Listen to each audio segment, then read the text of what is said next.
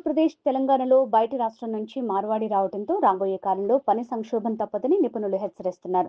ఇప్పటికే పలు కీలక రంగాల్లో ఇతర రాష్ట్రాల ప్రజలు పాతుకుపోయారని, ఇది ఇలాగే కొనసాగితే తెలుగు రాష్ట్రాల్లో ఆర్థిక సంక్షోభం ఏర్పడే అవకాశం ఉందని నిపుణుల అభిప్రాయం.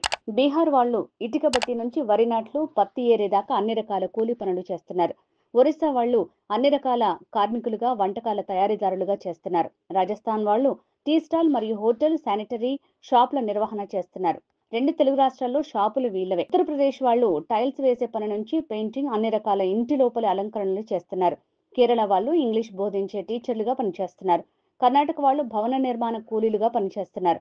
ఇలా ఇతర రాష్ట్రాల నుంచి ఇక్కడికి వచ్చి ఎంతో మంది ఉపాధి పొందుతున్నారు. రెండు తెలుగు రాష్ట్రాల వాళ్లు మాత్రం మందు, మాంసం ఎవడు పంచుతాడు, ఎవడు ఎక్కువ డబ్బులు ఇస్తాడు అంటూ పూటకో జెండా చేతిలో పట్టుకుని తెలిసిన పనిని, చేతిలో ఉన్న వృత్తిని వదిలేసి సమయాన్ని వృధా చేస్తూ ఉచితాలకు, వ్యసనాలకు బానిసలై జీవితాలను నాశనం చేసుకుంటున్నారు. ఇదిలాగే కొనసాగితే రాబోయే కాలంలో ఆంధ్రప్రదేశ్ మరియు తెలంగాణ సంపదను ఇతర రాష్ట్రాలు తీసుకుని పోతే మనవాళ్లు దివాలా స్థితికి వస్తారు. వారు పనిచేసే అలవాటు, వర్క్ కల్చర్ కూడా మర్చిపోతారు. ఆ తర్వాత పని చేస్తామన్నా ఎవరూ పనివ్వని పరిస్థితి వస్తుంది.